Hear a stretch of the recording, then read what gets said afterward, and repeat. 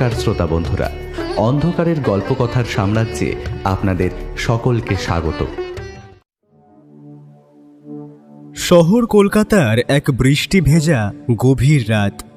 শহরে বাইরের ঝিঝি পোকার ডাক এবং ব্যাঙের ডাক বৃষ্টির তোড়ে কখন থেমে গিয়েছে বোঝা দেয়। ঘড়ির কাঁটা এখন একটা ছুঁই ছুঁই। হেমন্ত চৌধুরী তার খাটের ওপর আধশোয়া হয়ে বসে আছেন। ওনার বাড়ির ড্রয়িং রুমের পুরনো আমলের গ্র্যান্ডফাদার ক্লকটা তখন টিকটিক করে মৃদু শব্দ করে বেজে চলেছে। ঘরের কোণে একটা টিমটিমে নাইট ল্যাম্প জ্বলছে, যা অন্ধকারের চেয়ে রহস্যই বেশি তৈরি করেছে। তার বুকটা টিপ টিপ করছে। প্রতি রাতে ঠিক এই সময়েই সেই নারকীয় ঘটনাটা ঘটে। প্রতিদিন তিনি একটি অদ্ভুত ঘটনার জন্য ঘুমোতে পারেন না। আতঙ্কে তার চোখের পাতা মেলা ভার। তিনি বিছানায় ধপ করে উঠে বসে এক গ্লাস জল খেলেন। তারপর ভাবছেন শুতে যাবেন। ঠিক সেই সময় হঠাৎ ড্রয়িং রুমের সেই বিশাল গ্র্যান্ডফাদার ক্লকের ভারী দুলুনির শব্দ পাল্টে গেল। টিক টিক শব্দটা যেন ক্রমে আরও দ্রুত হচ্ছে, ঠিক যেন কোনো মুমূর্ষু মানুষের হৃদস্পন্দন। হেমন্তবাবু কান খাড়া করলেন। হঠাৎ নিস্তব্ধতা চিড়ে একটা শব্দ এলো। প্রথমে খুব মৃদু, যেন কেউ দূর থেকে ফুঁপিয়ে কাঁদছে, কিন্তু কয়েক সেকেন্ডের মধ্যেই সেই শব্দ ঘর জুড়ে ছড়িয়ে পড়ল। একটা তীক্ষ্ণ যান্ত্রিক আর্তনাদ। মনে হলো দেওয়ালে দেওয়ালে সেই কান্নার শব্দ প্রতিধ্বনিত হয়ে তার কানের পর্দা ছিঁড়ে ফেলতে চাইছে। হেমন্তবাবু কানে হাত দিয়ে আর্তনাদ করে উঠলেন, কে কে কাঁদছে? কে ওখানে? ঠিক তখনই তার নজর গেল তার ঘরের সামনের সাদা দেওয়ালটার দিকে। নাইট ল্যাম্পের ক্ষীণ আলোয় তিনি যা দেখলেন তাতে তার ধমনীর রক্ত হিম হয়ে গেল। দেওয়ালের ওপর থেকে ফোঁটায় ফোঁটায় রক্ত ঝরছে। না, কোনো ক্ষত নেই, কোনো উৎস নেই, শুধু শূন্য থেকে যেন তরল রক্ত চুঁইয়ে পড়ছে। রক্তের সেই লাল ছোপগুলো ক্রমে বড় হতে হতে নিচের দিকে গড়িয়ে আসছে।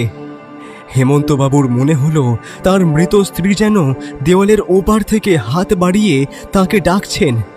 রক্তের সেই গন্ধহীন কিন্তু দৃশ্যত ভয়ঙ্কর উপস্থিতি তাকে গ্রাস করতে চাইল। কান্নার শব্দটা এখন বিকট চিৎকারে পরিণত হয়েছে। হেমন্তবাবু খাট থেকে নামার চেষ্টা করলেন, কিন্তু তার শরীর পাথরের মতো ভারী হয়ে গিয়েছে। তার মনে হলো ঘরের বাতাস ফুরিয়ে আসছে, যেন এক অদৃশ্য হাত তার গলা টিপে ধরছে। দেওয়ালের সেই লাল রং যেন তার চোখের ওপর দপদপ করতে লাগলো। অরিন্দম, কথা ধর। কে আছো? কে আছো? বাঁচাও!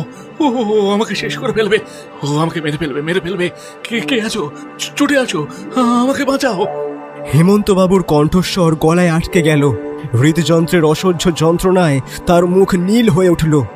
দেওয়ালের সেই রক্ত আর কানের ভেতরে সেই অমানসিক চিৎকার এক হয়ে মিশে গেল তার চোখের সামনে। মাথার ভেতরটা যেন সহসা শূন্য হয়ে গেল তার, আর পরক্ষণেই জ্ঞান হারিয়ে তিনি লুটিয়ে পড়লেন মেঝেতে। বাইরে তখন ঝমঝমিয়ে বৃষ্টি পড়ছে, আর ড্রয়িং রুমে সেই দানবীয় ঘড়ির পেন্ডুলামটা আগের মতোই দুলছে, যেন এক অশুভ সংকেত।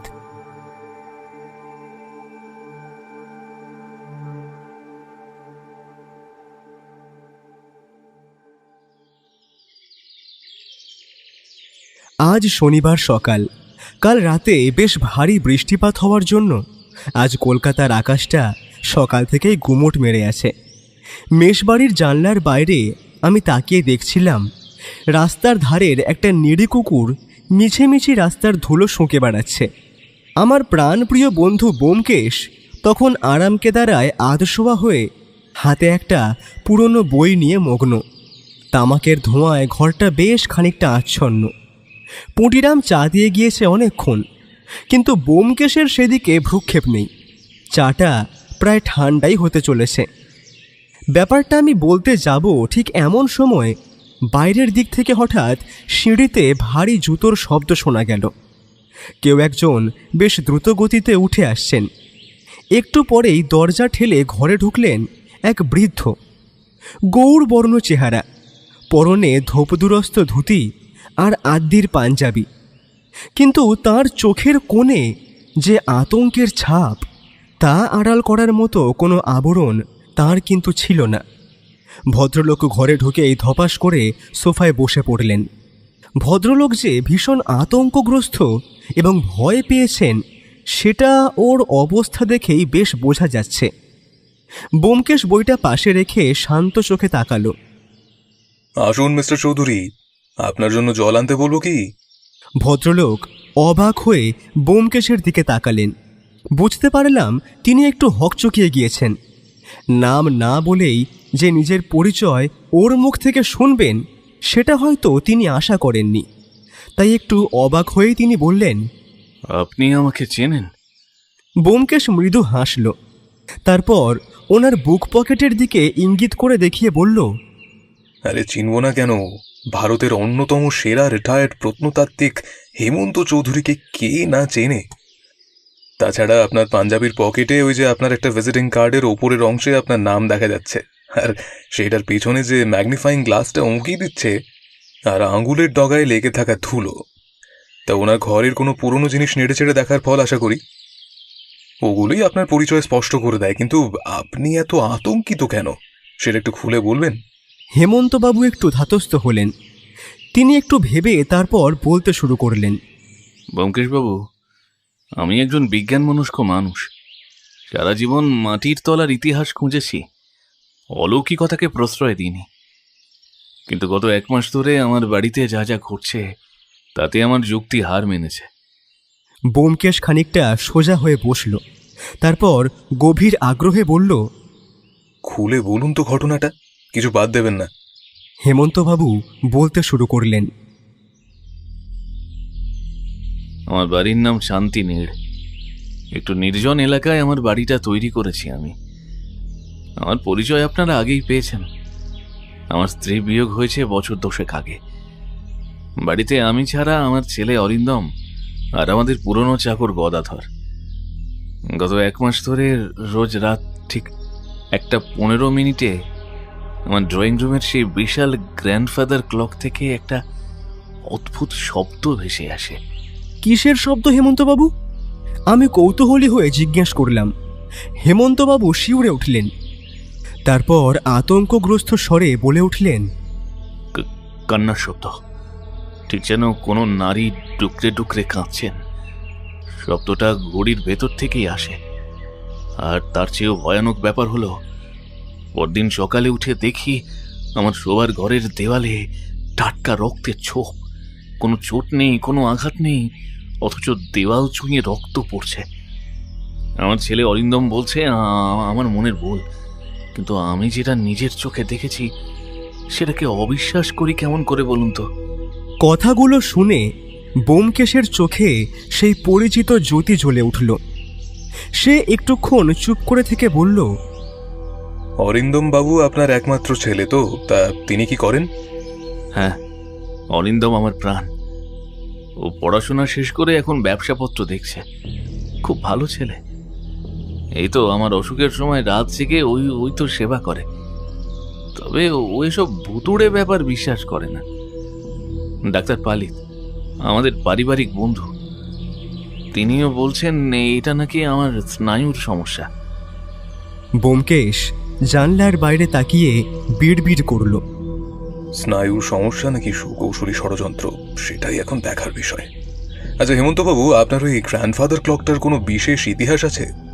হেমন্তবাবু বললেন, হ্যাঁ, ওটা একটা প্রাচীন বিলেতি ঘড়ি। এক সাহেব নীলকরের বাড়ি থেকে ওটা আমার ঠাকুরদা নিলামে কিনেছিলেন।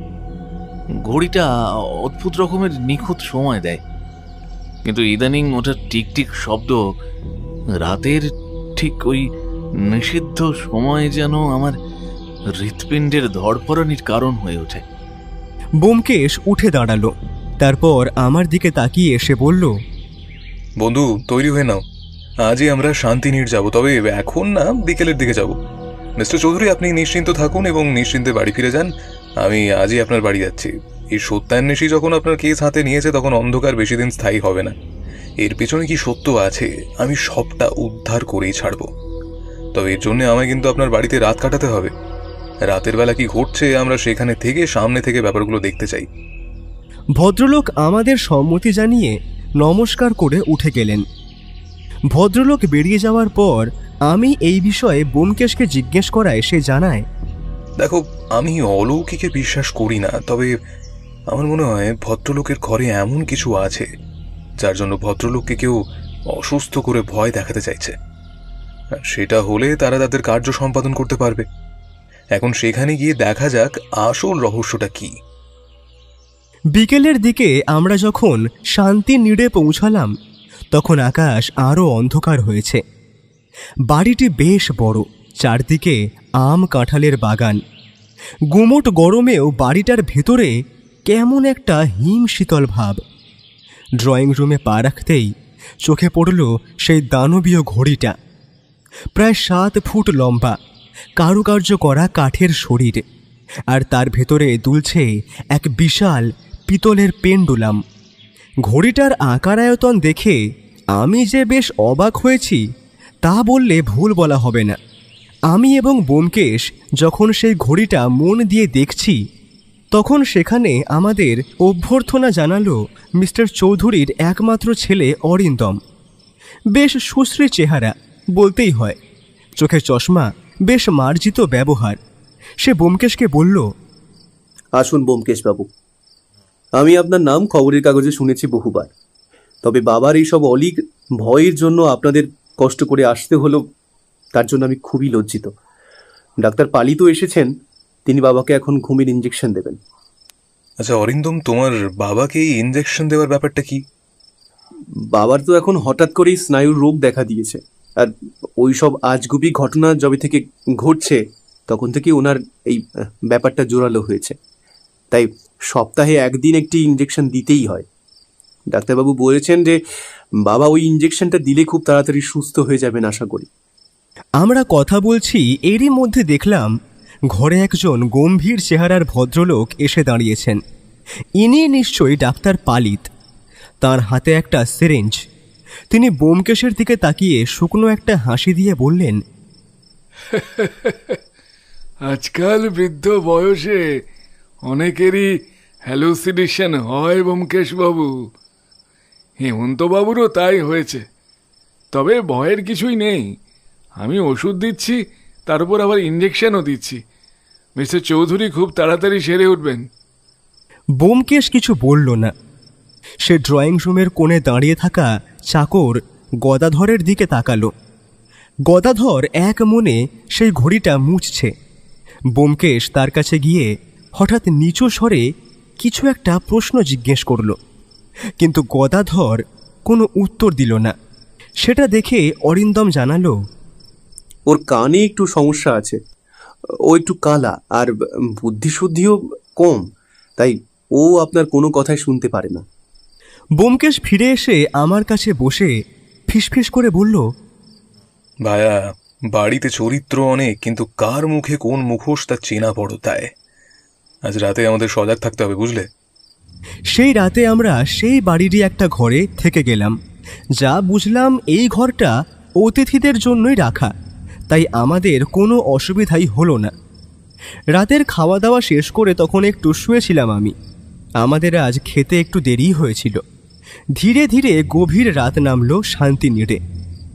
বাইরের ঝিঁঝি পোকার ডাক আর বাড়ির ভেতরের সেই বিশাল ঘড়ির টিকটিক শব্দ ছাড়া আর কোনো শব্দ নেই।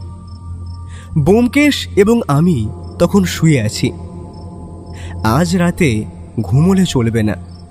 আমরা এখানে একটা কাজে এসেছি, এক অদ্ভুত ভৌতিক রহস্য উন্মোচন করার জন্য। রাত তখন 1:10 ব্যোমকেশ হঠাৎ আমার হাত চেপে ধরল। তৈরি হও বন্ধু, সময় এগিয়ে আসছে। আমরা প্রাণপণে শান্ত হয়ে অপেক্ষা করছি কি ঘটবে তার জন্য। ঠিক 1:15 নিস্তব্ধতা চিরে এক বীভৎস আওয়াজ ভেসে এলো। কোনো মানুষের গলার শব্দ নয়, যেন বাতাস ফেটে কোনো আর্তনাদ বেরিয়ে আসছে।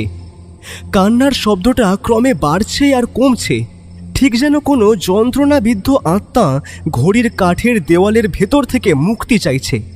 ব্যোমকেশ এবং আমি আর শুয়ে থাকলাম না, উঠে পড়লাম। টর্চ নিয়ে দ্রুত ড্রয়িং রুমে ছুটলাম। ড্রয়িং রুমে ঘড়িটা আগের মতোই দুলছে, কিন্তু সেই শব্দটা এখন সারা ঘরে প্রতিধ্বনিত হচ্ছে। হেমন্তবাবু তার ঘর থেকে আতঙ্কে চিৎকার করে উঠলেন। আমরা হেমন্তবাবুর ঘরে ঢুকতেই দেখলাম তিনি আঙুল দিয়ে দেওয়ালের দিকে নির্দেশ করছেন। আপনারা দেখুন, ভালো করে দেখুন, ওই ভয়ানক অপদেবতা আমায় বাঁচতে দেবে না। ওকে ওকে আপনারা তাড়ান এখান থেকে। ও আমাকে শেষ করে দেবে। বাঁচান, আমায় বাঁচান। সেই দিকে টর্চের আলো পড়তেই আমার রক্ত হিম হয়ে গেল। সাদা দেওয়ালে বড় বড় লাল রক্তের ছোপ। মনে হচ্ছে কেউ হাত দিয়ে দেওয়ালে রক্ত ছিটিয়ে দিয়েছে, কিন্তু মেঝেতে কোনো রক্তের দাগ পর্যন্ত নেই। আমরা দেখছি পুরো ব্যাপারটা, তখনই হঠাৎ করেই হেমন্তবাবু অজ্ঞান হয়ে খাটের ওপর শুয়ে পড়লেন। আমি ছুটে গেলাম সেই দিকে। হেমন্তবাবু উঠুন, আপনি সুস্থ আছেন তো? দেখুন আমরা এসে গিয়েছি। দাঁড়ান, আমি জল দিচ্ছি আপনাকে। আমি হেমন্তবাবুর পাশ থেকে গ্লাসে করে একটু জল ওনার চোখে মুখে ছিটিয়ে দিলাম। ভদ্রলোকের মুখ থেকে একটু গোঙানির শব্দ ভেসে এলো। বুঝলাম ওনার জ্ঞান ফিরেছে। বাইরে তখন প্রবল বৃষ্টি শুরু হয়েছে। বজ্রপাতের শব্দে চারিদিকে কান পাতা দায়। শান্তিনীড়ের প্রতিটি কোণ যেন কোনো এক অজানা বিপদের সংকেত দিচ্ছে। সেই রাতে হেমন্ত চৌধুরীর সেই ভয়াবহ অবস্থার পর শান্তিনীড়ের পরিবেশ আরও থমথমে হয়ে উঠল। আমি মনে মনে ভাবছি, এই ঘটনা যদি কোনো সাধারণ মানুষের সাথে হয়, তাও আবার প্রতিদিন, তাহলে যে কারুরই স্নায়ুর অসুস্থতা ধরা পড়বে। রাতের বেলা ভদ্রলোকের চিৎকার শুনে ওনার ছেলে ছুটে এসেছিল। অরিন্দম এবং গদাধর মিলে ধরাধরি করে তাকে বিছানায় শুয়ে দিল। ডাক্তার পালিত তখন বাড়িতেই ছিলেন। তিনি দ্রুত নাড়ি পরীক্ষা করে মুখ গম্ভীর করলেন। ব্যোমকেশ এক কোণে দাঁড়িয়ে শান্ত চোখে ঘরের প্রতিটি খুঁটিনাটি জিনিস অনুসন্ধানের দৃষ্টিতে দেখছিল। দেওয়ালের সেই লাল ছোপগুলো তখনও টাটকা, যেন কোনো অদৃশ্য আততায়ী এইমাত্র তার চিহ্ন রেখে গিয়েছে। ব্যোমকেশ পকেট থেকে তার একটা ম্যাগনিফাইং গ্লাস বের করে দেওয়ালের সেই লাল রঙের খুব কাছে মুখ নিয়ে গেল। আমি ফিসফিস করে জিজ্ঞেস করলাম, ব্যোমকেশ কিছু বুঝলে? ব্যোমকেশ কোনো উত্তর দিল না। সে আঙুলের ডগায় সামান্য সেই লাল তরল নিয়ে শুঁকল। তারপর পকেট থেকে একটা রুমাল বের করে আঙুলটা মুছে নিল। তার চোখের দৃষ্টি তখন ঘরের জানলার দিকে।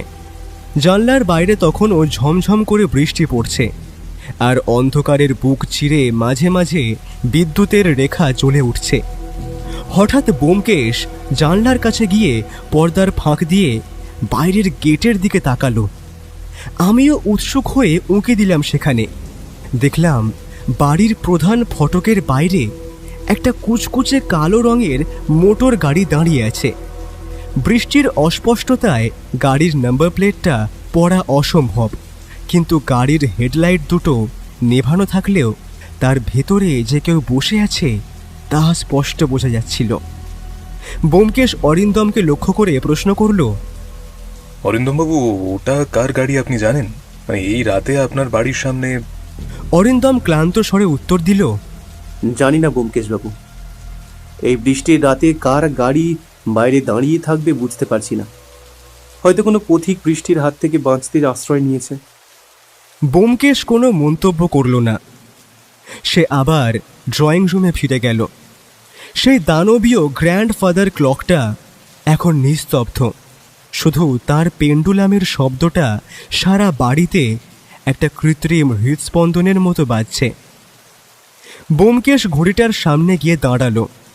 তার দীর্ঘদেহী ছায়াটা দেওয়ালের উপর এক অতিকায় দানবের মতো দেখাচ্ছিল। গদাধর তখনও এক কোণে কুঁকড়ে বসেছিল। ব্যোমকেশ তার কাছে গিয়ে দাঁড়াতেই সে চমকে উঠল। ব্যোমকেশ ইশারায় তাকে কিছু জিজ্ঞেস করতে চাইল, কিন্তু গদাধর মাথা নিচু করে রইল।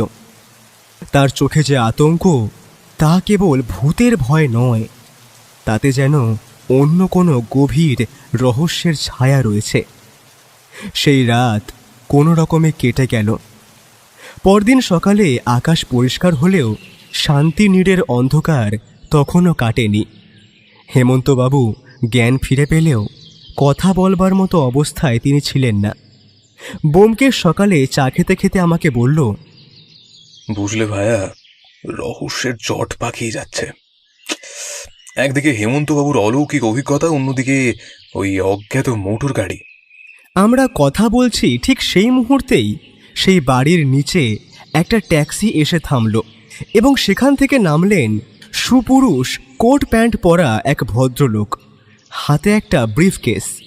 তিনি ড্রয়িং রুমে ঢুকেই অরিন্দমের সাথে খুব নিচু স্বরে কথা বলতে লাগলেন।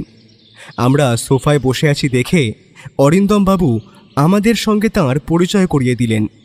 ব্যোমকেশবাবু, পরিচয় করিয়ে দিই। ইনি হলেন জন ডিসুজা।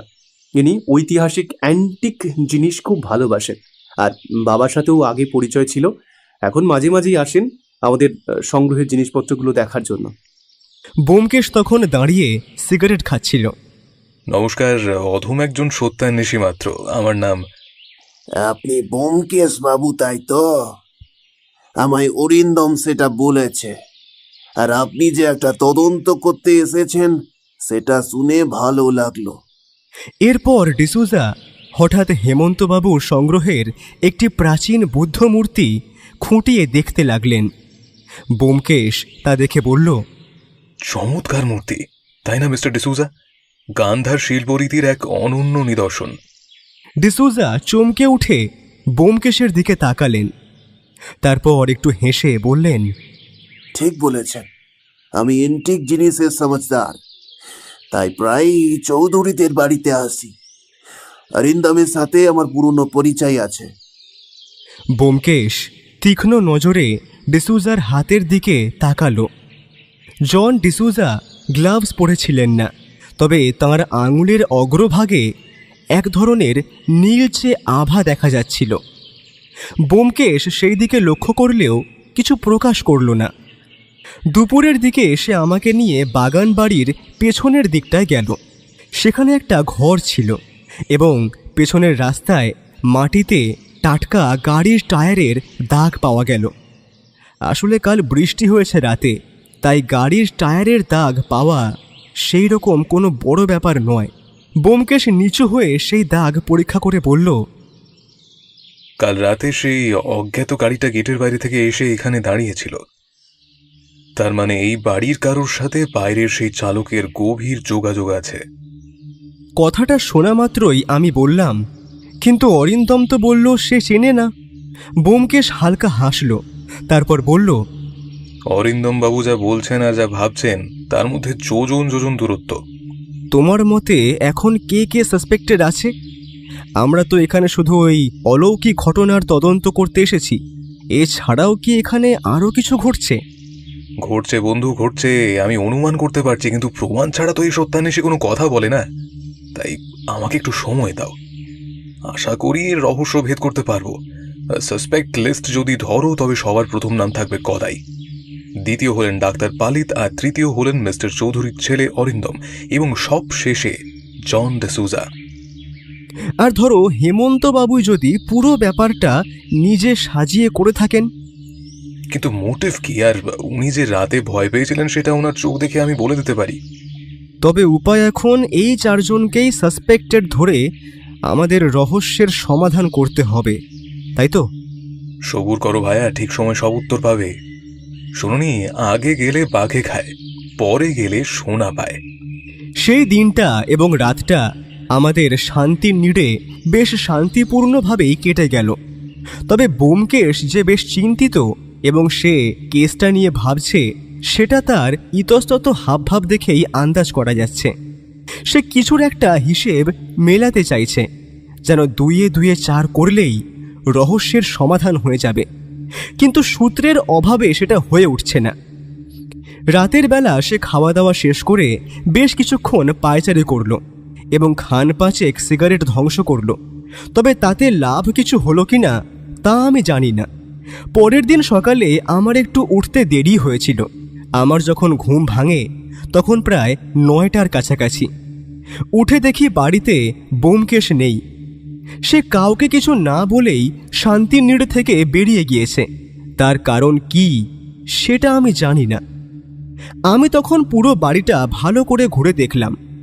ঠিক সেই মুহূর্তে নজরে এলো অরিন্দম বাবু বাগানে ঘুরছেন এবং ইতস্তত পায়চারি করতে করতে ফোনে কাউকে কিছু একটা বোঝাচ্ছেন। ডক্টর পালিতকে দেখলাম তিনি বারবার তার ঘড়ি দেখছেন আর একবার এসে হেমন্তবাবুকে দেখে গম্ভীর মুখে চলে গেলেন। গদাধরকে আশেপাশে কোথাও দেখলাম না। সে যে কোথায় তার হদিশ আমি পাইনি। ব্যোমকেশ যখন ফিরল তখন বিকাল হয়ে গিয়েছে। তবে সে যখন আমাদের ঘরে প্রবেশ করল তার চোখে মুখে এক অদ্ভুত প্রশান্তির হাসি, যা কেবল কোনো বড় সত্য আবিষ্কারের পরেই দেখা যায়। সে আমাকে আড়ালে ডেকে বলল, বুঝলে ভাইয়া, শান্তিনীড়ের বাইরে যে জগৎটা সেটাই বাড়ির ভেতরের চেয়েও বেশি জটিল। আজ আমি কিছু পুরনো খাতাপত্র আর শহরের দপ্তরে খোঁজ নিতে গিয়েছিলাম। ব্যোমকেশ পকেট থেকে একটা ভাঁজ করা কাগজ বের করে দেখালো। আমি সেটা হাতে নিয়ে একবার চোখ বুলিয়ে নিলাম। আমি বুঝলাম সে কি বলতে চাইছে। অরিন্দম বাবু যে আদর্শের কথা বলেন তার নিচে এক বিশাল গর্ত। শেয়ার বাজার আর জুয়ার নেশায় তিনি গত 2 বছরে কোটি কোটি টাকা দেনা করেছেন। কলকাতার বড় বড় কাবুলিওয়ালারা তার পিছনে ঘুরছে। তার দেনার পরিমাণ এতই বেশি যে আস্ত বাড়িটা বিক্রি করলেও তার শোধ হবে না। ওনার বাবা ওনাকে কতটা সৎ এবং আদর্শবাদী মনে করেন না, আর তিনি তার পেছনে এই সমস্ত কুকীর্তি করে বেরিয়েছেন। সত্যি ভাবলেই অবাক লাগে। আমি হাসি মুখে বললাম, কি ব্যোমকেশ, একবার মুখ ফুটে ওটা বলবে নাকি? সেলুকাস, কি বিচিত্র এই দেশ। তবে তুমি বলতে চাইছো যে আমাদের হাতে এখন 2টো রহস্য, কিন্তু অপরাধী তো আমরা ধরে ফেলেছি। না বন্ধু, আমরা যেটা পেয়েছি সেটাকে অনুমান বলে। তবে আমাদের হাতে এখন প্রথম প্রশ্ন হলো, এই অদ্ভুত বিভীষিকাময় অলৌকিক ঘটনা ঘটছে কিভাবে, এবং সেটা ঘটাচ্ছে কে এবং ঠিক কি কারণে। এই রহস্যের সমাধানের জন্য আমাদের ডাক পড়েছে। তবে এখন বলতে পারি এই বাড়ির বহু মূল্যবান সম্পদগুলির ওপর লোলুপ দৃষ্টি পড়েছে কিছু শয়তানের। আমাদের ওইগুলো প্রথমে রক্ষা করতে হবে। আর একটা আশঙ্কা আমার মনে দানা বাঁধছে। কি আশঙ্কা ব্যোমকেশ? হেমন্তবাবুর প্রাণনাশ। আর সেটা হলে সব থেকে বেশি উপকৃত হবেন আমাদের অরিন্দম বাবু। তবে হেমন্তবাবু কি উইল করেছেন সেটা আগে জানা দরকার। ছেলে যখন একটাই, উইল করার তো প্রশ্নই ওঠে না। কেসটা সত্যি অদ্ভুত এবং ঘোরালো হয়ে উঠেছে ভাইয়া। এইরকম কেস আমি খুব কমই দেখেছি। তবে আমার একটা আশঙ্কা আছে, সেটা হলেও হতে পারে। আমাদের একটু সতর্ক থাকতে হবে ভাইয়া, কারণ আজ রাতে চোর আসতে পারে। চোর নিঃসন্দেহে আগের দিন নিজের কার্যসিদ্ধি করতে পারেনি, কারণ কালো রঙের গাড়িটা কাল অত রাতে বাড়ির নিচে দাঁড়িয়ে থাকা এবং কালকের হেমন্তবাবুর ঘরে অলৌকিক ঘটনা ঘটার কারণ বুঝতে পারছি। তার মানে ওই অলৌকিক ঘটনার আড়ালে বাড়ি থেকে কোনো মূল্যবান সম্পদ বাড়ি থেকে পাচার করার ধান্দায় ছিলেন অরিন্দম বাবু, আর আমরা জেগে থাকার জন্য সেই প্রচেষ্টা ব্যর্থ হয়ে যায়, তাই তো? ঠিক তাই, ওই জন্যই আমাদের একটু সজাগ থাকতে হবে। সেদিন দিনে তেমন কিছু ঘটেনি। শুধু গদাইকে দেখলাম বড় রাস্তা দিয়ে আনমনে বাড়িতে ফিরে আসছে। দিন শেষে রাত নামল শান্তিনিড়ে। এই বাড়ির রাতগুলো এখন যেন এক একটি জীবন্ত বিভীষিকা। ড্রয়িং রুমের সেই প্রকাণ্ড গ্র্যান্ডফাদার ক্লকের টিক টিক শব্দ প্রতিটি মানুষের হৃদস্পন্দনের সঙ্গে তাল মিলিয়ে চলছে। হেমন্তবাবু এখন শয্যাশায়ী। ডাক্তার পালিত মাঝে মধ্যে এসে তাকে কড়া ডোজের ঘুমের ওষুধ দিয়ে যাচ্ছেন। ব্যোমকেশ সারাদিন খুব একটা কথা বলেনি, কেবল জানলার ধারে বসে তামাকের ধোঁয়ায় ঘরের চারপাশটা ধোঁয়াটে করে রেখেছে। আমরা রাতের বেলার খাবার ঘরেই আনিয়ে খেয়েছি। সেই দিন আর ইচ্ছে ছিল না বাড়ির টেবিলে বসে খাবার খাওয়ার। রাত বাড়লে বৃষ্টি শুরু হয় অল্প স্বল্প। বাইরে তখন ঝিঁঝি পোকা এবং ব্যাঙের ডাকে কানে তালা লেগে যায় এমন। এখন রাত প্রায় 2টোর কাছাকাছি। বাইরের টিপটিপ বৃষ্টিটা এখন থেমেছে, কিন্তু একটা থমথমে গুমোট ভাব চারদিকে। আমি এবং ব্যোমকেশ দুইজনই চোখ খুলে শুয়ে আছি, কিছু একটা ঘটার আশায়। আমাদের কান তখন সজাগ। একটা পিন পড়ার শব্দ অতি দ্রুত আমাদের শ্রবণ ইন্দ্রিয়ে ধরা পড়বে। রাত যখন গভীর, আমার চোখে খানিক তন্দ্রা আসছিল। ঠিক সেই সময় ব্যোমকেশের হালকা ধাক্কায় আমার ঘুমটা ভেঙে গেল। আমিও শুনলাম একটা খুট করে শব্দ। এটা যে কোনো জানালা খোলার শব্দ সেটা বলে দিতে হয় না। আমরা অতি সন্তর্পণে ধীরে ধীরে উঠে বেরিয়ে এলাম বাইরের খোলা প্যাসেজে। ব্যোমকেশ নিজের রিভলভারটা বাগিয়ে ধরেছে সামনের দিকে। আমার বুক যেন হাঁপড়ের মতো ওঠানামা করছে। অন্ধকারের বুক চিরে একটা কালচে ছায়ামূর্তি নজরে এলো আমাদের। লোকটা খুব চটপটে, পরনে কালো আঁটো-সাঁটো পোশাক। সে হেমন্তবাবুর সংগ্রহের সেই অমূল্য গান্ধার শিল্পের মূর্তিটার দিকে এগিয়ে গেল। লোকটি অত্যন্ত ক্ষিপ্রতার সঙ্গে মূর্তিটা তার থলির মধ্যে ভরার চেষ্টা করছিল। ঠিক সেই মুহূর্তে ব্যোমকেশ তার টর্চের তীব্র আলো সেই লোকটার মুখে ফেলল। লোকটার মুখ কালো চাদরে ঢাকা। ব্যোমকেশ চাবুকের মতো স্বরে বলে উঠল, এত রাতে কার অনুমতি নিয়ে মূর্তি পুজো করতে এলে বাছাধন? আমি দেখলাম লোকটা কথাটা শুনে চমকে উঠলেও ঘাবড়ালো না। সে বিদ্যুৎ গতিতে পাশের জানলা দিয়ে লাফ দিল। চোরটি অতি দ্রুত গিয়ে পড়ল সামনের একটি উঁচু কার্নিশে। ব্যোমকেশ আর আমি জানলায় গিয়ে দাঁড়াতেই দেখলাম বাগানের অন্ধকারের সুযোগ নিয়ে লোকটা পাঁচিল টপকে উধাও হয়ে গেল। তবে একটা জিনিস দেখলাম, চোরটা যাওয়ার সময় ঘাবড়ে গিয়ে মূর্তিটা ঘরের মেঝেতেই নিচে ফেলে দিয়ে গিয়েছে। মূর্তিটা তুলে নিতে নিতে ব্যোমকেশ বলল, চোরটা আনাড়ি নয়, যা দ্রুত গতিতে সে পালালো সে হয়তো আগেও এই কাজ করেছে। থাক, এই রাতে মূর্তি পুজো যখন করতে এসেছে, ঈশ্বরই এবার তাকে বাঁচিয়ে দিল। কি বলো বন্ধু? হতে পারে। এমন সময় অতি দ্রুত অরিন্দম বাবু ওপর থেকে সিঁড়ি দিয়ে নেমে এলেন। গায়ে সিল্কের ড্রেসিং গাউন, মুখে অবাক হওয়ার ভান করে বললেন, কি হয়েছে ব্যোমকেশ বাবু? চোর এসেছিল নাকি? কিছু চুরি যায়নি তো? বাড়ির সব জিনিসপত্র ঠিক জায়গায় আছে তো? ব্যোমকেশ হালকা হাসল, তারপর বলল, মূর্তি ঠিকই আছে অরিন্দম বাবু, কিন্তু আপনার ঘরের মানুষেরা ঠিক আছে কিনা সেটাই ভাবছি। ঠিক আছে, অনেক রাত হলো, ঘুমোতে যান নিশ্চিন্তে। পরের দিন সকালে যখন আমরা ঘুম থেকে উঠলাম, তখন আমরা এমন কিছুর সাক্ষী থাকবো আশা করিনি। হেমন্তবাবুকে আজ সকাল সকাল বিছানা ছেড়ে উঠে একটু হাঁটাচলা করতে দেখলাম। ভদ্রলোক বোধ করি একটু সুস্থ হয়েছেন। এবার তিনি নিজেই ব্যোমকেশের সাথে দেখা করতে এলেন। ব্যোমকেশ বাবু, আমার এই 2 দিন কি হয়েছিল আমি জানি না। শরীরটা হঠাৎ যেন নিস্তেজ হয়ে পড়েছিল, মাথায় কিছুই যেন আসছিল না। হয়তো সেই রাতের পর একটা বড় শক পেয়ে এটা হতে পারে। এই 2 দিন ডাক্তার পালিত আমার সব রকম সেবা করেছেন। ওর ওষুধের গুণে হয়তো আমি এখন সুস্থ হয়ে আপনার সামনে বসে আছি। এটা তো খুব ভালো খবর হেমন্ত বাবু, তবে আপনার শারীরিক অসুস্থতা আমায় একটু ভাবাচ্ছে। সে যাই হোক, এই 2 দিন কিন্তু আমরা আপনার বাড়ি আছি, তবে রাতে ওই অলৌকিক উপদ্রবের কিছু কিন্তু ঘটেনি। তার বদলে কাল রাতে চোর এসেছিল। কি বলছেন কি ব্যোমকেশ বাবু? চোর এসেছিল? কিছু কি নিয়ে গেছে? আর ওই অলৌকিক জিনিসটা বন্ধ হয়ে গেছে শুনে আমি বেশ খুশি হলাম জানেন। আসলে এটার জন্যই তো আপনাকে এত দূরে কষ্ট করে ডেকে আনা। চোর আপনার বাড়ি থেকে কিছু নিয়ে পালাতে পারেনি হেমন্ত বাবু, কারণ তার সামনে তখন সত্যান্বেষী ছিল। আমার সামনে দিয়ে জিনিস নিয়ে পালানো এতটা সহজ নয়। আপনার সেই মহামূল্যবান সম্পদ ঠিক জায়গাতেই আছে। তবে আপনার বাড়িতে এসে আমি অলৌকিক ওই ঘটনা ছাড়াও আরো অনেক রহস্য খুঁজে পেয়েছি। আশা করি সেইগুলো সমাধান করার সুযোগ আপনি আমায় দেবেন।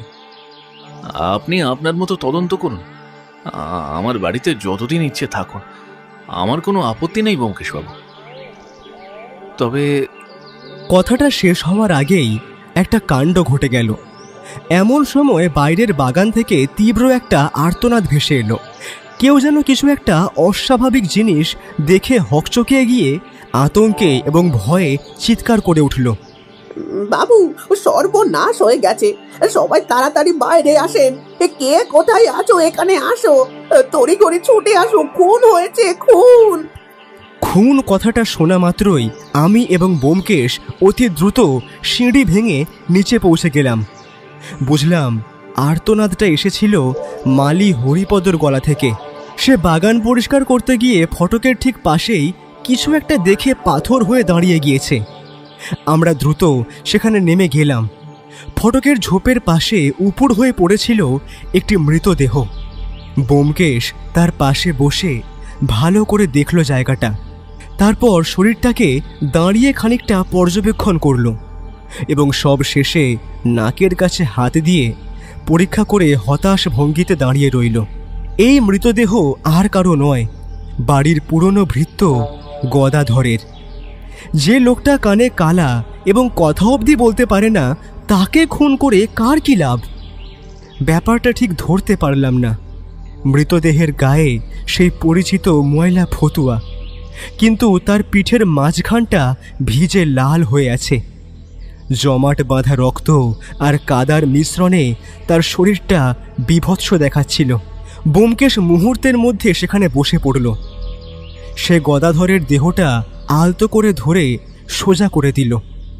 সেখানে দেখলাম গদাধরের চোখ দুটো বিস্ফারিত, মুখে এক অসীম বিস্ময় আর ভয়ের ছাপ। তার গলায় একটা সরু কালচে দাগ। ব্যোমকেশ গম্ভীর গলায় বলল, ছুরির আঘাত পিঠের দিকে হলেও গলায় একটা ফাঁস দেওয়ার চেষ্টা হয়েছিল, কিন্তু আততায়ী সম্ভবত বাধা পেয়েছিল অথবা খুব তাড়াহুড়ো করে কাজটা সেরেছে। 10 মিনিটের মধ্যেই থানার বড়বাবু ইন্সপেক্টর দাসবাবু তার দলবল নিয়ে এসে হাজির হলেন। দাসবাবু ব্যোমকেশের পুরনো পরিচিত। তিনি ওকে দেখে একটু হালকা হাসলেন। ব্যোমকেশ বাবু, আপনার উপস্থিতিতেই বাড়িতে খুন, এ তো বড় অদ্ভুত ব্যাপার। ব্যোমকেশ শান্তভাবে উত্তর দিল, খুনটা বাড়িতে হয়নি দাসবাবু, গদাধরকে অন্য কোথাও মেরে এইখানে ফেলে দেওয়া হয়েছে। খেয়াল করুন, এখানে ধস্তাধস্তির কোনো চিহ্ন নেই। সেটা হলে ওর নখের নিচে অন্য কারো জামার টুকরো বা চামড়া লেগে থাকার কথা। পুলিশ তদন্তে নামল, তবে দাসবাবু জানালেন যে আমরা নিজেদের তদন্ত চালিয়ে যেতে পারি, ওনার কোনো অসুবিধা নেই। বরং তিনি মনে করেন আমরা এই কেসের সঙ্গে থাকলে নাকি কেসটা আরও তাড়াতাড়ি সমাধান হবে। বাড়ির প্রত্যেককে জেরা করা হলো। অরিন্দম বাবু তখন কান্নায় ভেঙে পড়েছেন। গদাধর তো বোবা কালা ছিল, ওর সাথে কার কি শত্রুতা থাকতে পারে?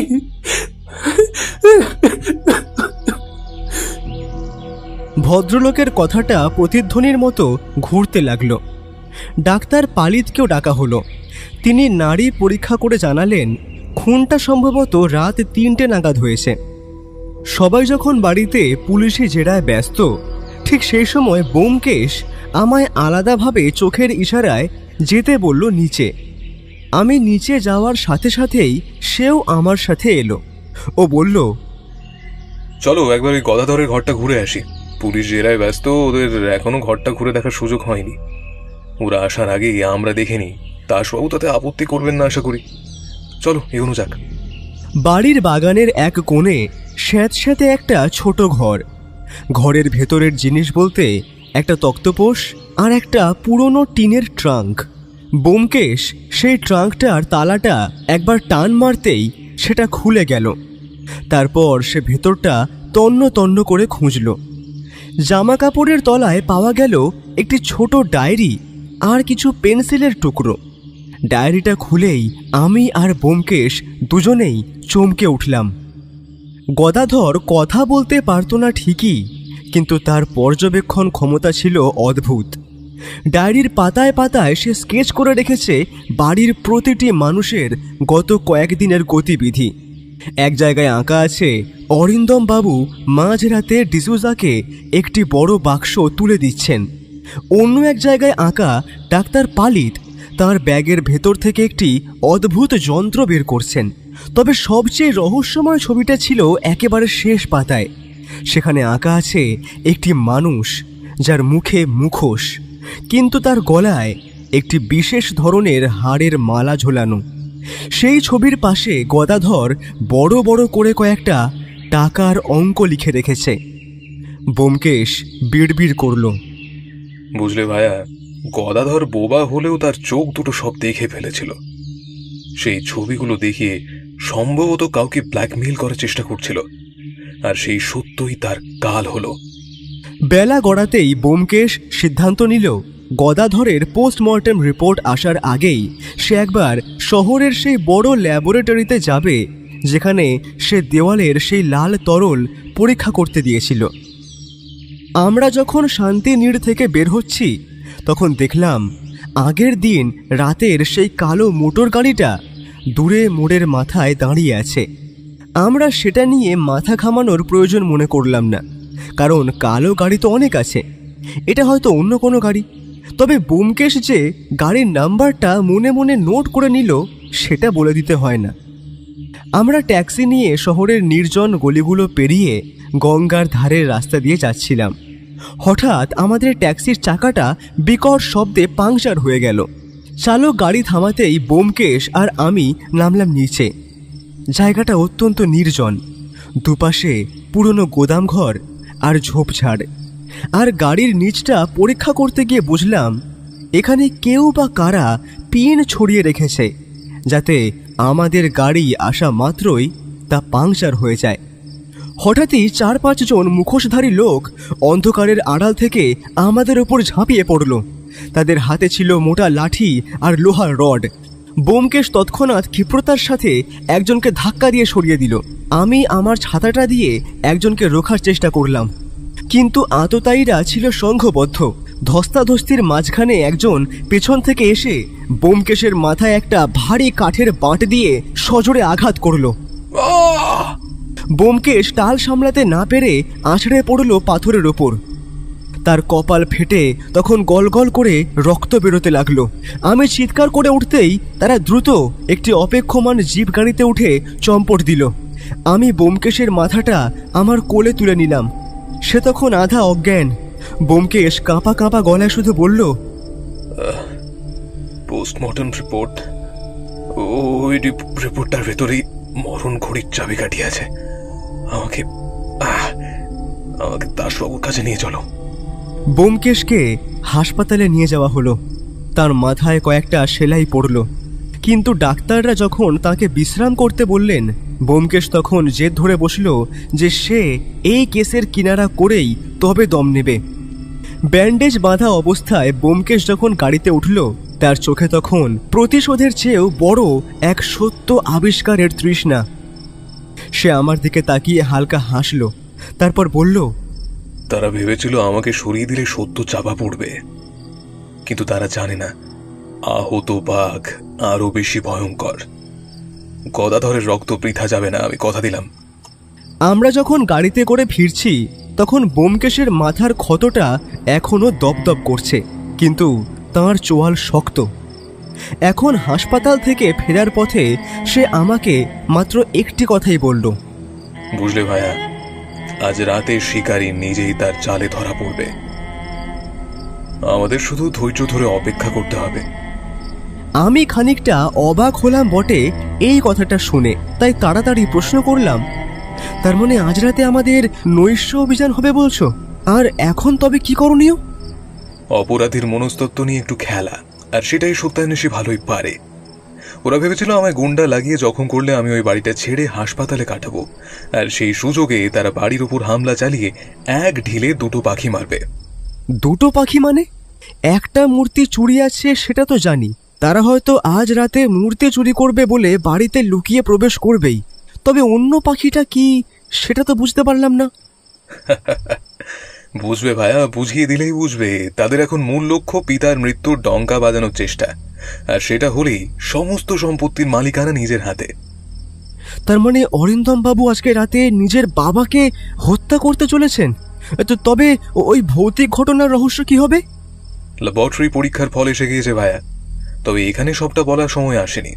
একটু সবুর করো, আমরা কেসটার অনেকটা কাছে এসে পড়েছি। তবে আজ আমরা শান্তি নিড়ে যাব না, ওই বাড়িটার আশেপাশে ঘাপটি মেরে থাকবো এবং ওদের বুঝতে দেবো আমি গুরুতর জখম হয়ে হাসপাতালে ভর্তি আছি। আর সেই সুযোগটাই ব্যবহার করতে যাবে ওই অপরাধীরা, আর তখনই পাখি ফাঁদে পা দেবে।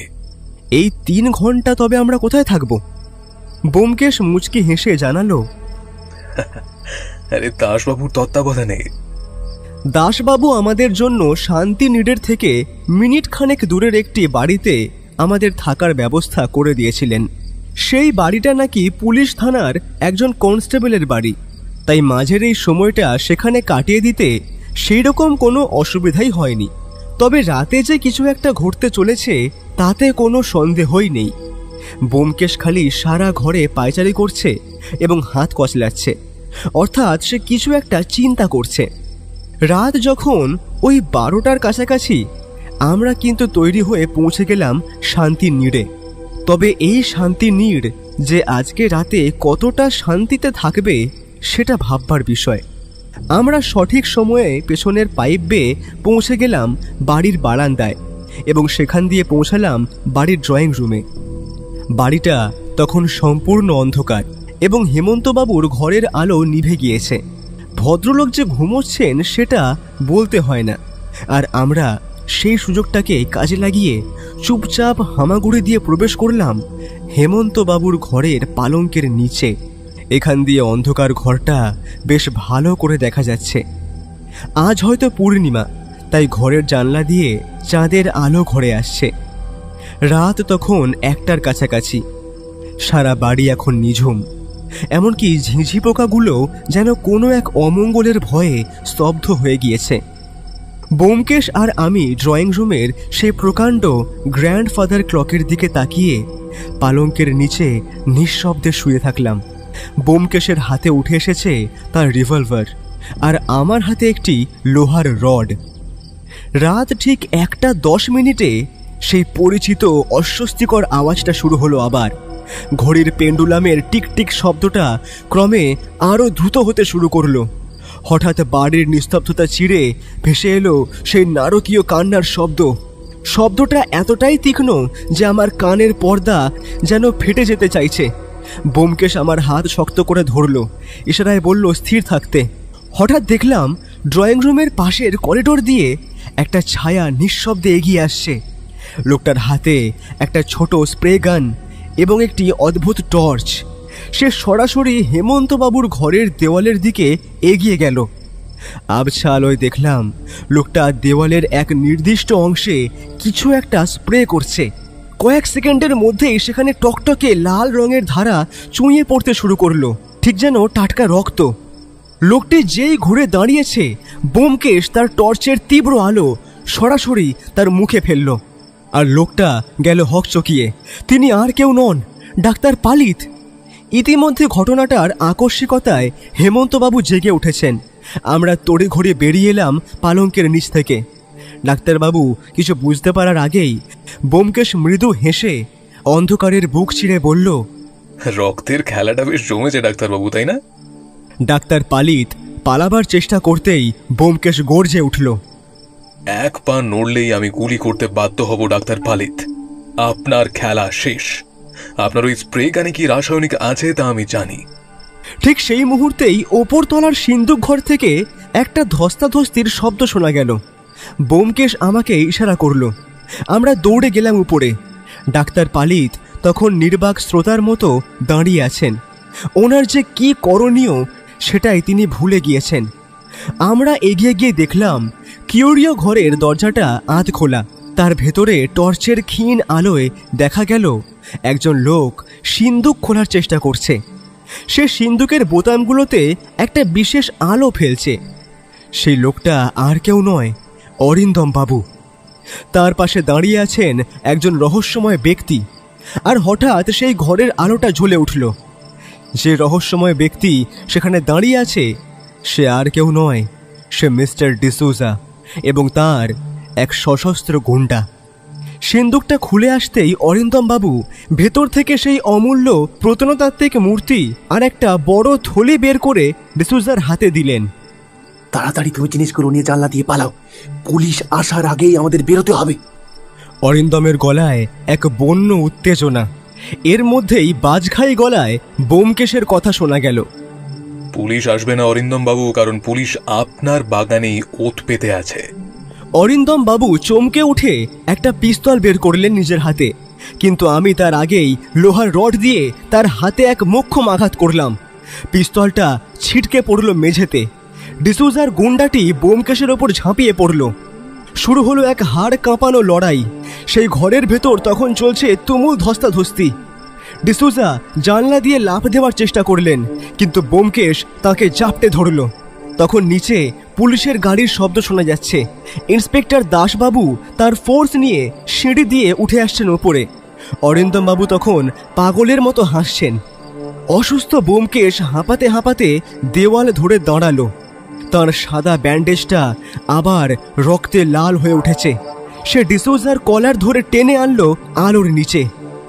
অরিন্দম বাবু, আপনার চুরির দৃশ্য আমরা নিজের চোখে দেখলাম। আর আপনার এই বন্ধুটির পকেটে যে পাসপোর্ট আর টিকিট আছে, তা বলছে আজ রাতেই সেই মূর্তি নিয়ে দেশ ছাড়ার পরিকল্পনা করেছিল। ব্যোমকেশ ইশারা করতেই পুলিশ ডাক্তার পালিতকে হাতকড়া পরিয়ে ওপরে নিয়ে এলো। ব্যোমকেশ আমার দিকে তাকিয়ে হালকা হাসলো আর বলল, মরণ ঘড়ির শেষ ঘন্টা বেজে গিয়েছে ভায়া। খুনি এবং চোর দুজনেই এখন আমাদের হাতের মুঠোয়। কিন্তু এই যান্ত্রিক কান্নার আড়ালে যে কত বড় ট্র্যাজেডি লুকিয়ে আছে, তা কাল সকালে হেমন্ত বাবুকে জানানোই হবে আমার কাজ। এবার ব্যোমকেশ সেই দানবীয় ঘড়িটার দিকে তাকিয়ে বিড়বিড় করে বলল, মানুষের লোভের চেয়ে বড় অভিশাপ পৃথিবীতে আর কিছু নেই। পরের দিন সকালে শান্তিনীড়ের আকাশ থেকে মেঘের ঘনঘটা সম্পূর্ণভাবে কেটে গিয়েছে। এখন হেমন্তবাবুর বাড়িটিকে সত্যি শান্তিনীড়ই বলা চলে। বাগানের ভেজা ঘাসের ওপর সকালের সোনাঝরা রোদ এসে পড়েছে, যা দেখে মনেই হয় না যে আগের রাতে এই বাড়িতেই এক চরম নাটকীয়তা আর রক্তক্ষয়ী সংঘর্ষ হয়ে গিয়েছে। কিন্তু প্রকৃতির এই উজ্জ্বলতা বাড়ির ভেতরের বিষণ্ণতাকে ঢাকতে পারেনি। আমরা সকলে এই বাড়ির ড্রয়িং রুমে জড়ো হয়েছি রহস্যের সমস্ত জট খোলার আশায়। আর এখন পুরো অভিনয় মঞ্চের শ্রেষ্ঠ অভিনেতা হলো আমার বন্ধু সত্যান্বেষী ব্যোমকেশ। ও অনেকক্ষণ আগেই প্রস্তুত হয়েই আছে। আজ তাকে বেশ ফুরফুরে দেখাচ্ছে। সকাল দিয়েই হালকা সুরে গানও বাজতে শুনেছি। আসলে ঝড় চলে যাওয়ার পরের শান্তি এটা, যুদ্ধ জয়ের পরের শান্তি এটা, যার অর্থ কেবলমাত্র আমি বুঝি। সে যাই হোক, ড্রয়িং রুমের সেই প্রকাণ্ড গ্র্যান্ডফাদার ক্লকটি এখন স্থির। ব্যোমকেশ তার পেন্ডুলামটা আটকে দিয়েছে। ঘরের মাঝখানে বসে রয়েছেন বৃদ্ধ হেমন্ত চৌধুরী। এক রাতেই মানুষটা যেন আরও 10 বছর বুড়িয়ে গিয়েছেন। তার কারণ অবশ্য নিজের ছেলেই যখন বাবাকে মারতে চায়, তখন সেই বাবার এটা হওয়াই তো স্বাভাবিক। ওনার সামনে এখন ব্যোমকেশ হাতে একটা সিগারেট নিয়ে দাঁড়িয়ে আছে। মাথায় এখনও দেখা মিলছে সেই সাদা রঙের ব্যান্ডেজটা। আমি ব্যান্ডেজটা কাল বদলে দিয়েছি। রাতে সেটা রক্তে ভিজে লাল হয়ে গিয়েছিল। একপাশে আমি আর ইন্সপেক্টর দাসবাবু বসলাম। ব্যোমকেশ সিগারেটে একটা লম্বা টান দিয়ে ধোঁয়া ছেড়ে বলতে শুরু করলো, হেমন্তবাবু, সত্য অনেক সময় তেতো হয়, কিন্তু তাকে গ্রহণ না করলে মানুষের মুক্তি নেই। আপনার বাড়িতে যা ঘটেছে তা কোনো অলৌকিক অভিশাপ ছিল না, ছিল আধুনিক বিজ্ঞান আর প্রাচীন লোভের এক নিষ্ঠুর সংমিশ্রণ। হেমন্তবাবু স্নিগ্ধ চোখে তাকালেন একবার, তারপর বললেন, অপ্রিয় সত্য চাপা থেকে লাভ নেই ব্যোমকেশবাবু। আপনি বরং যেটা বলবেন বলেই ফেলুন। আমার যা ক্ষতি হবার তা হয়ে গেছে। যাকে সবটা দিয়ে বিশ্বাস করলাম, পৃথিবীতে এনে এই সুন্দর জগতের আলো দেখালাম, সব শেষে এত করে জানতে পারলাম সেই আমায় শেষ করে দিতে চাইছে। আমার ভাবতেও ঘৃণা লাগছে যে ও আমার ছেলে ছিল। পুলিশ ওকে ধরে নিয়ে গেছে, তাতে আমার কোনো আক্ষেপ নেই। যা যা উপযুক্ত সাজা হয় ওর, আমি তা পুলিশ সাহেবকে বলবো সেটা দেবার ব্যবস্থা করতে। আর রক্তের টানের ওপর থেকে আমার ভরসা একেবারে উঠে গেছে। এই আপনি কি বলছেন? হ্যাঁ, আপনি একদম ঠিক শুনছেন। আমি ঠিক করে নিয়েছি, আমার যা যা স্থাবর অস্থাবর সম্পত্তি আছে সবটাই আমি একটা অনাথ আশ্রমে শিশুদের দান করে যাব। এই বাড়িটা অবধি আমি রাখবো না ওর জন্য। ওর আমার সমস্ত সম্পর্ক এইখানেই শেষ। থাক থাক, বাদ দিন ওসব কথা, বাদ দিন। আপনি আমায় সম্পূর্ণ ব্যাপারটা খুলে বলুন, আমি এই রহস্যের কিনারা শুনতে চাই। ব্যোমকেশ শান্ত গলায় আবার বলা শুরু করল। প্রথমেই আসি সেই রক্তমাখা দেয়ালের রহস্যে। ডাক্তার পালিত তার পেশাগত জ্ঞানের এক কুৎসিত প্রয়োগ করেছিলেন এখানে। তিনি জানতেন আপনি হৃদরোগী, তাই আপনাকে মানসিকভাবে পঙ্গু করাই ছিল তার প্রথম লক্ষ্য। তিনি দেয়ালের সাদা চুনের ওপর আগে থেকেই ফেনথলিন নামক এক বর্ণহীন রাসায়নিকের প্রলেপ দিয়ে রাখতেন। সাধারণ অবস্থায় একে দেখা যায় না, কিন্তু যখনই এর ওপর কোনো ক্ষারীয় পদার্থ, যেমন ধরুন অ্যামোনিয়ার দ্রবণ স্প্রে করা হয়, এটি মুহূর্তের মধ্যে গাঢ় লাল বর্ণ ধারণ করে। ডাক্তারবাবু রাতে ইঞ্জেকশন দেওয়ার অচেলায় ঘরে ঢুকে অতি সন্তর্পণে একটি ছোট পারফিউম বোতল থেকে ওই ক্ষারীয় জল স্প্রে করে দিতেন। রাতে আর্দ্রতা বাড়লে সেই রং চুঁইয়ে পড়ত, যা দেখে আপনার মনে হতো দেয়াল থেকে রক্ত বেরোচ্ছে। আশা করি আপনি বুঝতে পেরেছেন। পুরো ব্যাপারটাই বৈজ্ঞানিক উপায় করা হতো।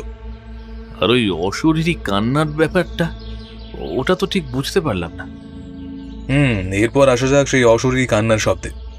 এটি কোনো ভূতের কান্না ছিল না, ছিল এক ধরনের শব্দবিন্যাস। ডাক্তার পালিত ঘড়ির পেছনের কাষ্ঠখণ্ডের আড়ালে একটি অতি উচ্চ কম্পাঙ্কের ইনফ্রাসনিক বিট জেনারেটর বসিয়েছিলেন।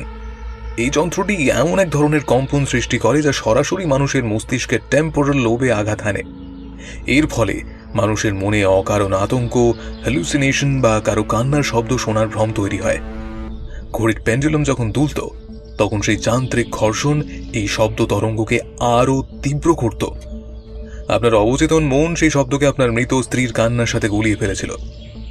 আশা করি আপনার সমস্ত সমস্যার উত্তর পেয়ে গিয়েছেন। তবে এবার আসি খুনের ব্যাপারে। ইন্সপেক্টর দাসবাবু জিজ্ঞেস করলেন, আচ্ছা, সব তো বুঝলাম, কিন্তু গদাধর তো কথা বলতে পারত না। সে তবে বাধা হয়ে দাঁড়ালো কিভাবে? ব্যোমকেশ গদাধরের ডায়েরিটা টেবিলের ওপর রাখল। তারপর সেটা খুলে বলল, গদাধর কালা ও বোকা সেজে থাকলেও তার পর্যবেক্ষণ ক্ষমতা ছিল প্রখর। সে সব বুঝত। সে ডায়েরিতে স্কেচ করে রেখেছিল কিভাবে অরিন্দমবাবু আর ডিসৌজা মিলে বাড়ির প্রত্নতাত্ত্বিক মূর্তি বা জিনিসগুলো বেঁচে ফেলছিলেন বাজারে। হেমন্তবাবুর ছেলে অরিন্দমবাবু যখন জিনিসগুলো ডিসৌজাকে দেখাতেন, তখন ডিসৌজাই বাজারে সেই জিনিসগুলোর দাম নির্ধারণ করত। বিদেশি বাজারে সেইগুলো চড়া দামে বিক্রি করে যা টাকা পেতেন, সেই টাকার সিংহভাগ নিতেন অরিন্দমবাবু এবং অল্প কিছু অংশ পেতেন ডিসৌজা। তবে গদাধর এই চুরির ফন্দি ধরে ফেলেছিল এবং সম্ভবত অরিন্দমকে ভয় দেখিয়ে টাকা আদায়ের চেষ্টা করেছিল। সেই কারণেই ডিসৌজার সেই ভাড়াটে গুন্ডাকে দিয়ে গদাধরকে গলা টিপে খুন করা হয়। গদাধরের নখের নিচে পাওয়া নীল সুতোটি ছিল ডিসৌজার সেই সহকারীর ওভারকোটের। আমার ভাবলেই কেমন অবাক লাগছে। খাইয়ে পরিয়ে এতদিন ধরে একটা খুনিকে বাড়িতে পুষে রেখেছিলাম আমি। ব্যোমকেশ এবার সরাসরি হেমন্তবাবুর দিকে তাকালো। আপনার ছেলে অরিন্দম শেয়ার বাজারে কয়েক কোটি টাকা দেনা করেছিলেন। পাওনাদারদের হাত থেকে বাঁচতে তার প্রচুর অর্থের প্রয়োজন ছিল। ডিসৌজা তাকে প্রলোভন দেখান যে আপনার সংগ্রহ থাকা প্রাচীন বুদ্ধ মূর্তি বিদেশে পাচার করলে তিনি অরিন্দমের সব দেনা মিটিয়ে দেবেন। কিন্তু সমস্যা ছিল আপনার সংগ্রহের একটি হিরে। অরিন্দম জানতেন আপনার সব সম্পত্তির মধ্যে একটি হিরে আছে যেটা দুর্মূল্য। আজকের বাজারে সেটার দাম আকাশ ছোঁয়া এবং তিনি সেটা হাতাতে চেয়েছিলেন। আসলে ওই হিরেটি বিক্রি করলেই ওনার সমস্ত ধার শোধ হয়ে যেত। তাই তিনি ডাক্তার পালিতের সাথে হাত মেলালেন আপনাকে মানসিকভাবে পাগল সাজিয়ে সেটা হাতিয়ে নেওয়ার জন্য। কিন্তু যখন তাতে কাজ হলো না, তখন তারা আপনাকে তিল তিল করে মৃত্যুর দিকে ঠেলে দেওয়ার পরিকল্পনা করেন। হেমন্ত চৌধুরী রুদ্ধস্বরে বললেন, কিন্তু হিরেটা তো সিন্ধুকে ছিল না ব্যোমকেশ বাবু। ব্যোমকেশ মৃদু হাসল। সে উঠে গিয়ে গ্র্যান্ডফাদার ক্লকের নিচের দিকের একটি অলংকৃত কাঠের অংশ সজোরে চাপ দিল। সঙ্গে সঙ্গে একটি ছোট গোপন ড্রয়ার বেরিয়ে এলো। তার ভেতর থেকে বেরিয়ে এলো হেমন্তবাবুর এক দুষ্প্রাপ্য হিরে। অরিন্দমবাবু জানতেন না যে তার বাবা একজন ঝানু প্রত্নতাত্ত্বিক। আপনি আপনার সবচেয়ে দামি জিনিসটা এই ঘড়ির ভেতরেই লুকিয়ে রেখেছিলেন। জিনিসটা হাতের কাছেই ছিল, অথচ তিনি সঠিক সন্ধানটি পাননি।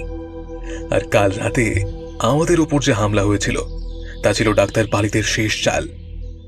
তিনি বুঝতে পেরেছিলেন আমি সত্যের খুব কাছাকাছি পৌঁছে গিয়েছি।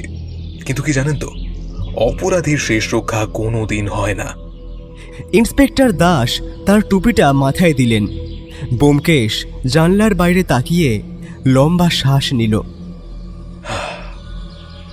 বুঝলে ভাইয়া, মানুষ যখন সময়ের আগে সব পেতে যায় তখন সময় তাকে ক্ষমা করে না।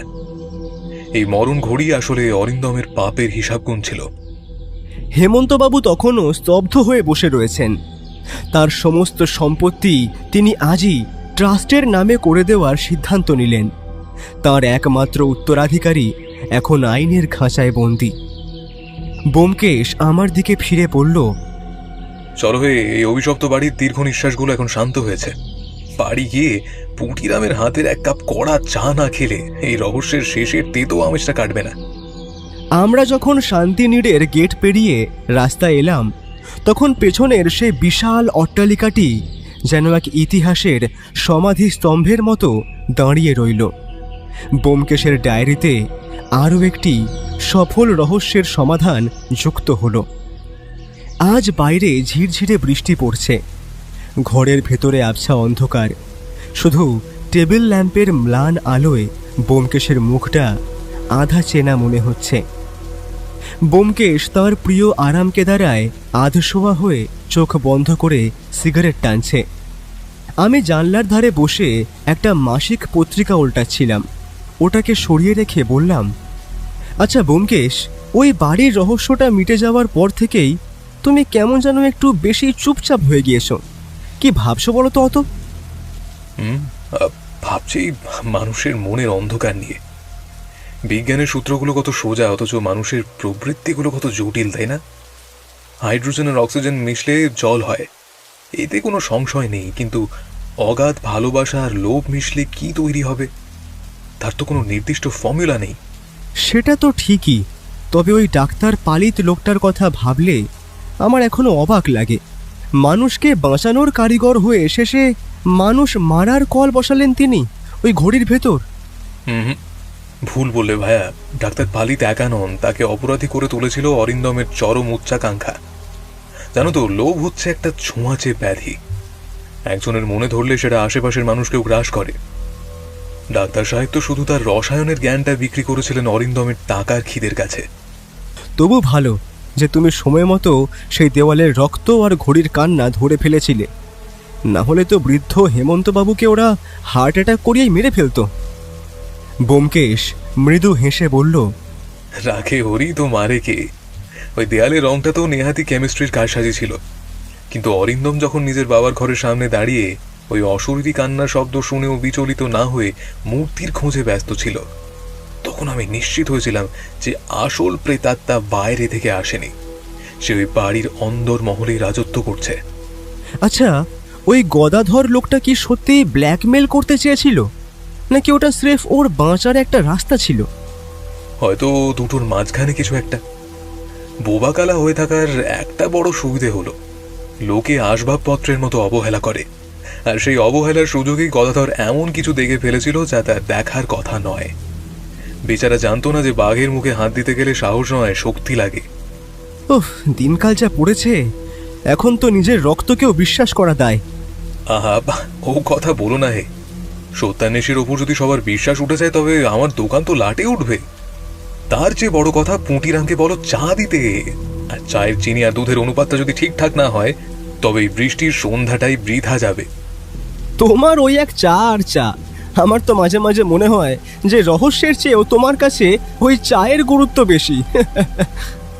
রহস্যের গুঁড়ো গম্ভীর সত্য আর চা দুটোই কড়া হওয়া ভালো বন্ধু। তাতে মাথা পরিষ্কার থাকে। যাও তো দেখি পুঁটিরামকে একবার ডাক দাও।